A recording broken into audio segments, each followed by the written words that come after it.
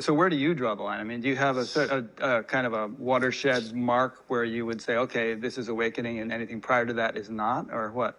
Yeah, I mean, this is a great discussion. I think being clear about this, certainly everyone has a different definition, and there's not just one definition, but I actually talk about waking up, waking in, and waking out. Mm-hmm.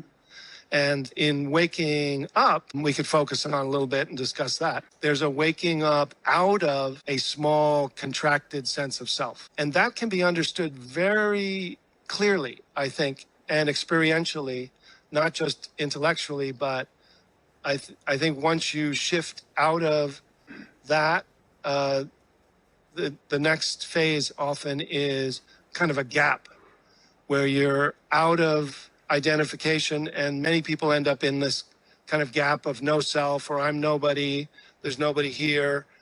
And then the next half step. Let's dwell on that before we move on to the next one. All right. Yeah, so firstly, even with that one, wouldn't you say that it's seldom a all or nothing event? It's sort of like you have glimpses. The glimpses might be intermittent.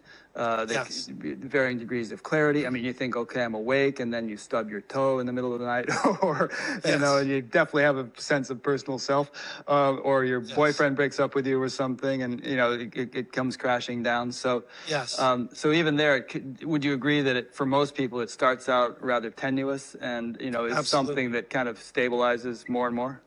Yes, absolutely. In fact, kind of the method that I often use for pointing people is called small glimpses many times. Right. So there's actually the practice, rather than long periods of meditation, or is to have a sense of how to intentionally glimpse that shift from being identified to unhooking awareness from thought, and actually either dropping into your body, coming back to your senses as the first half step, or stepping up above into a mindful awareness, and then actually shifting out of that into a sense of a pure awareness that can be aware of the mindful meditator.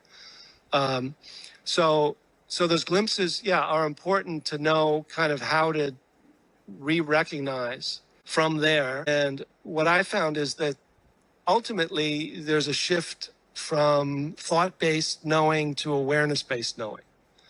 And so if you're in thought-based knowing and ego-based identity, you're always going to come back.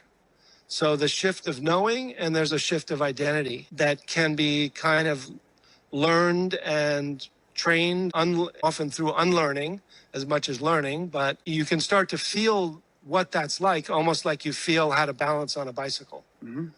And once you do, you know how to return, and then you train to remain, and then learn to return, and then hang out. And then it just like you learn many other things, how to play a sport, or you just violin or whatever. Violin, you get better. And I believe that people can learn it as easily as they learn things that they do every day.